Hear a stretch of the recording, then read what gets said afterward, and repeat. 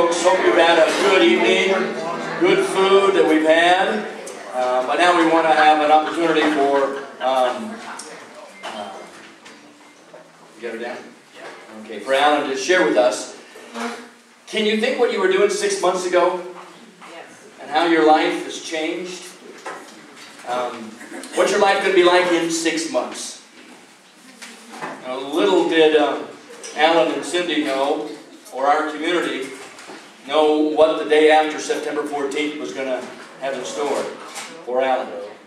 But God had everything in store for him. And it's really a privilege that he is using Alan in remarkable ways.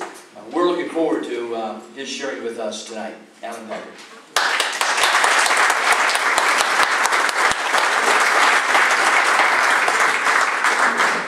Well, if you can't see me, I guess you'll have to stand and not make that.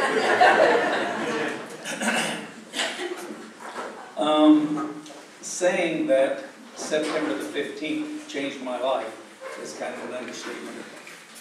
I got up that morning.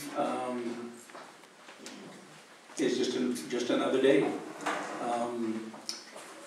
That was part of my life when I thought that I was pretty well invincible. You know, I was pretty strong in my faith. I thought that I could do about anything, and honestly, I could. It may not have been to perfection like it could have been done, but I thought I was innovative enough that I could do about anything I wanted to do.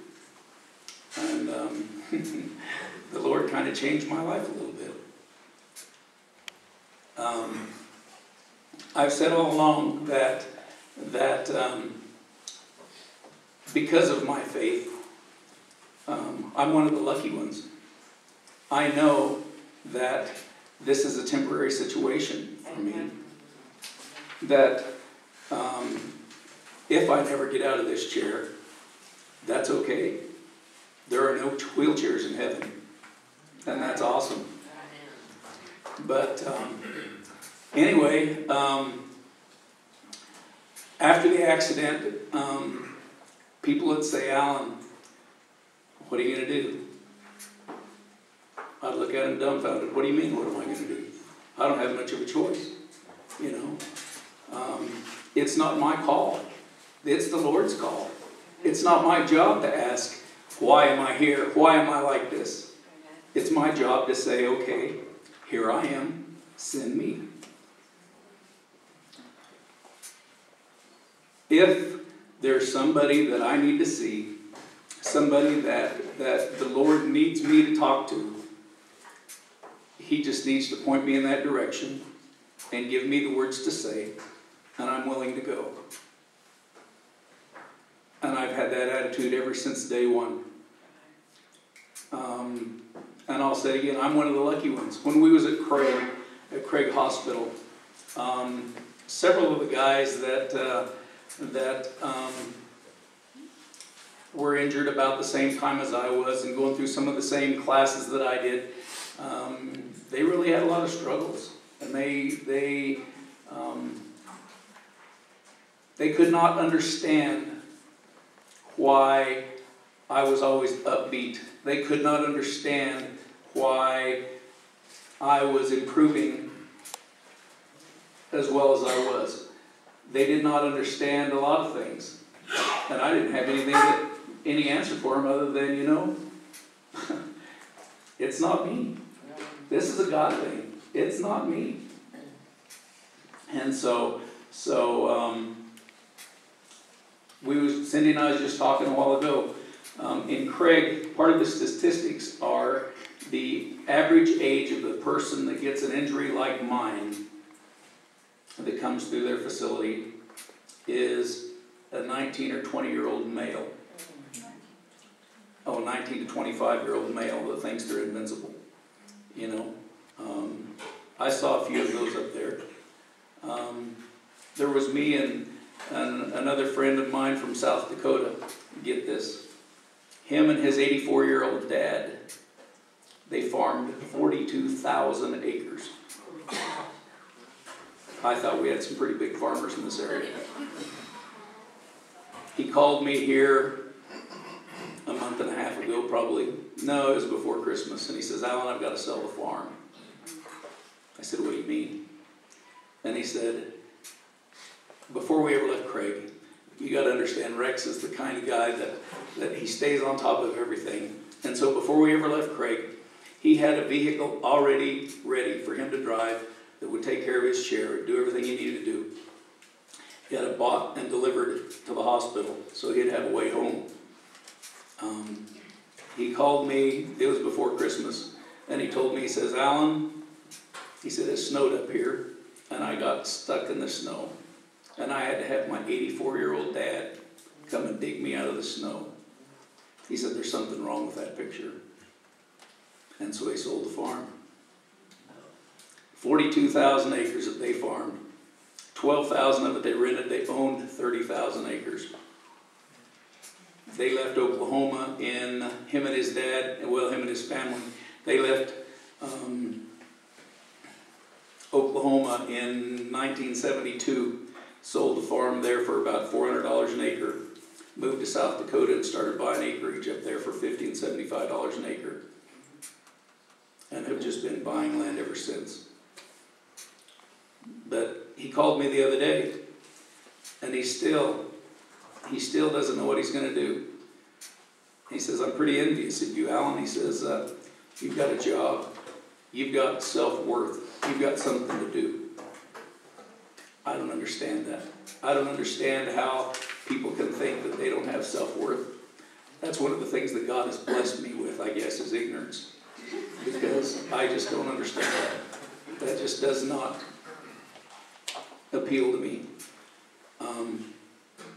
But, you know, here's a guy that has more money than he can spend, that can do anything he wants to do, and he's envious of me. He's really active in his church. He's got a Bible study that he goes to on Monday nights, which is the highlight of his week. You know, he's a member of the Gideons. That's one of the things that we had in common. You know, but he, you know, he just said, I don't know what I'm going to do. And so, there again, I'm one of the lucky ones. I can teach school from a chair. I knew 3 months before, well, I wasn't even in Craig 3 months, I guess. I knew 2 weeks after I was there what I was going to do. My plans were to get out, like, right before Thanksgiving. I was going to go back to school in Holly 2 days a week from Thanksgiving to Christmas and come back right after the first of the year, and I was going to start teaching full time. That was my plan, and that's what I've done. I feel very fortunate to be able to do that. I am very, very lucky to be from a community like this.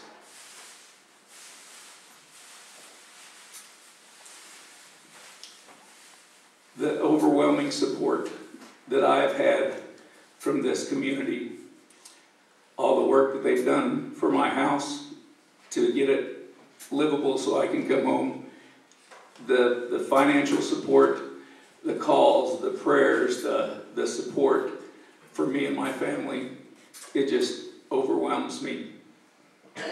I got a blanket that Linda and some of the ladies made, and I still can't spread that thing out and read all the notes with a dry eye. I took that to Holly. The ladies from the Methodist Church in Holly, I still get cards from them once in a while. Just thinking about you, how you doing? You know, they were part of the prayer team that was praying for me. So I wanted them to be able to sign that blanket. And so I took that to Holly, and they were thrilled that I would even entertain the thought of including them in that. And so I tell you, the support that I've had from this community, from that community, from the community in Hooker, Oklahoma, is nothing short of it just amazes me. if there's one thing that the Lord has done for me, is taught me humility. I don't know how many wheelchair ramps I've built for people through work camp, through just projects around the community, around the county. I couldn't count the number that we've done. I had absolutely no idea someday somebody would be doing one for me. And still, that pride thing keeps coming back.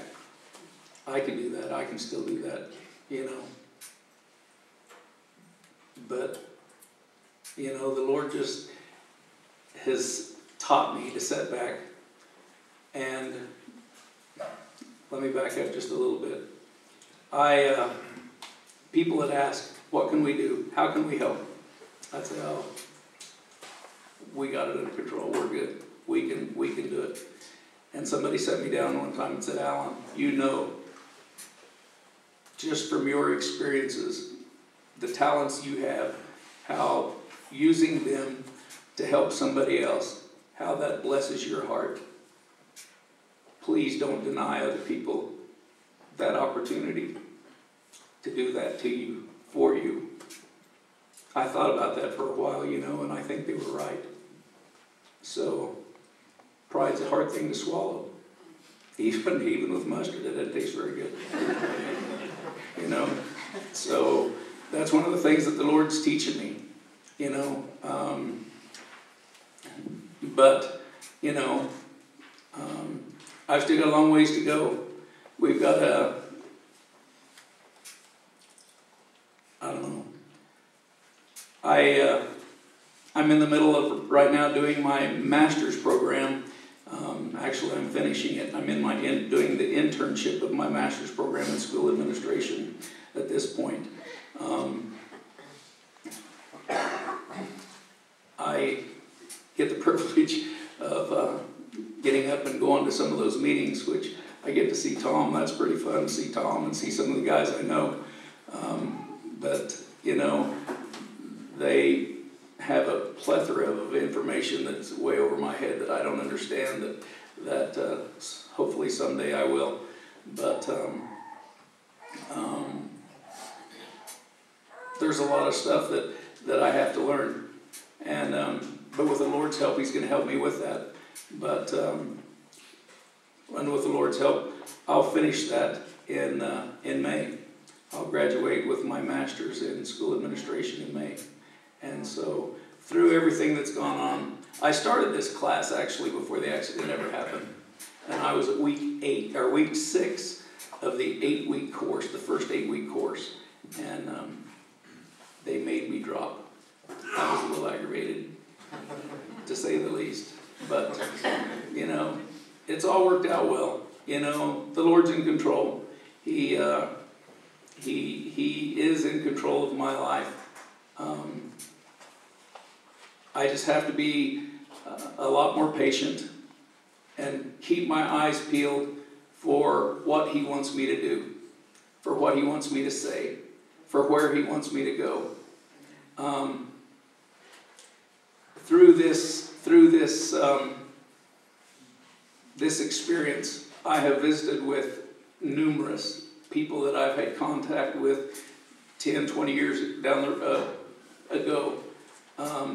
One in particular, there's a gal that she would come to the house and hang out with my girls.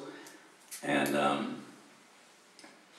I wasn't real crazy about this gal being around.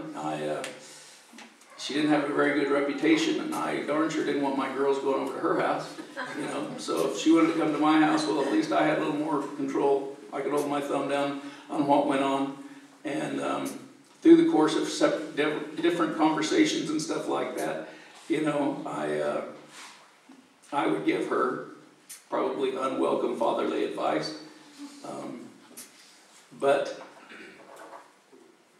she wrote back to me a letter one time and said, all those years ago, she said, you kept allowing me, inviting us back to your house, made us feel like part of the family. You know, you'd let us come in, let us eat, you know, all of that. And she said, at a time in my life when I was ready for it to end, I was so susceptible to all of that other garbage that was going on in my life. She said, I knew I had one place that was secure, one place that was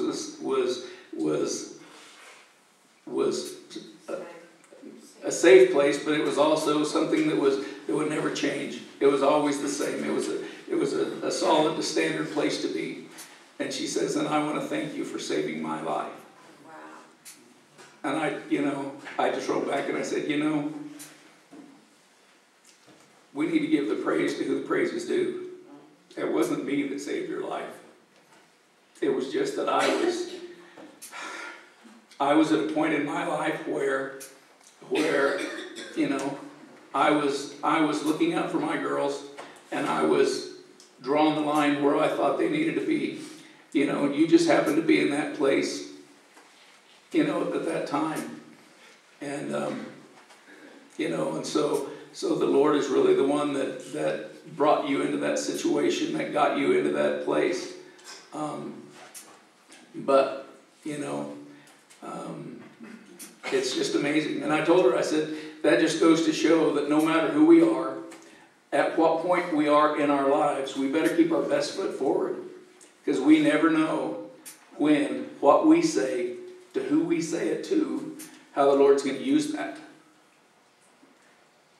And so there are many conversations that I wish I could take back. When I was coaching, I sure, I wasn't the best role model there ever was, I'll guarantee you that. But at the end of the day, my guys always knew where I stood. They always knew where my faith was. And I tell them, at the end of the day, every night I have to get on my knees and ask for forgiveness of things that I said today in practice. Every day, I still have to get on my knees. Well, I can't get on my knees. I still have to ask for forgiveness of things that I, shouldn't have said, or things that I do that I shouldn't do. But I'm still a work in progress. And, if I've learned one thing, it's that Alan is not in control. And the most important thing I can remember, that I can share, is that no matter what stage you are in your life, you need to put things into perspective, and just get your house in order. I mean, the Lord's still working on me. My house isn't in order yet. I'll guarantee you my house is not in order yet. But we just got to be willing to open up, willing to share, willing to do what He wants us to do. Just have to be willing to go and to say what He wants us to say. So, really.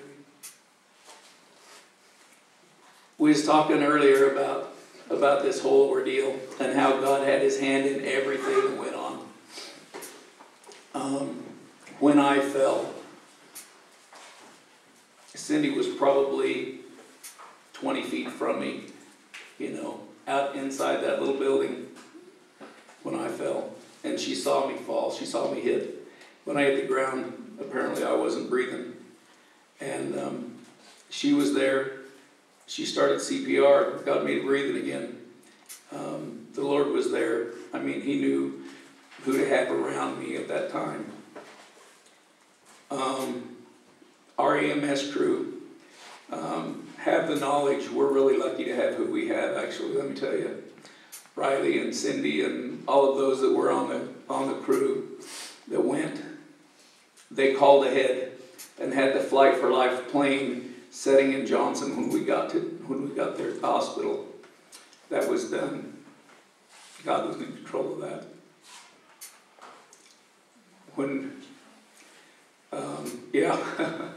And so when we went to Wichita, I mean, a couple of weeks prior to this accident, You know, something that none of us are real crazy about, but my mom had moved to Wichita.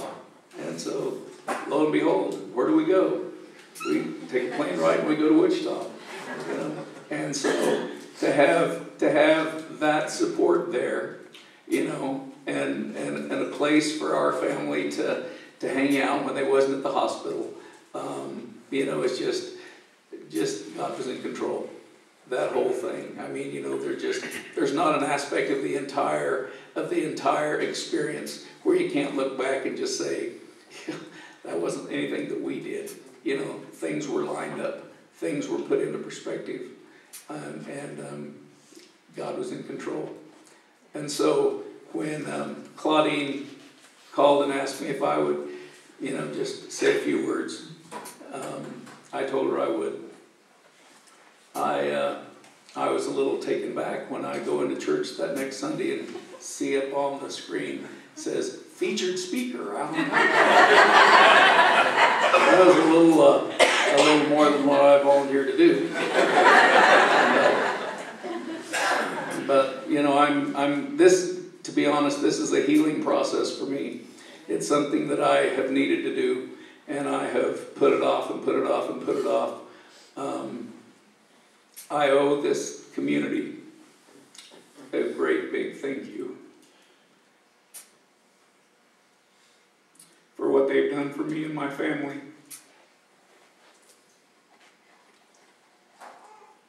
Not only just the material things, but just the peace of mind to know that when we go home, things will still be all right.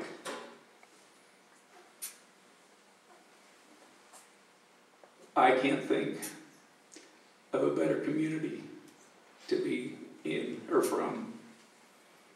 You know, I love this area, I love this community. Certain years, certain times of year, it sure ain't very pretty. But the people don't change. The people are still, you know, they'll do anything for you.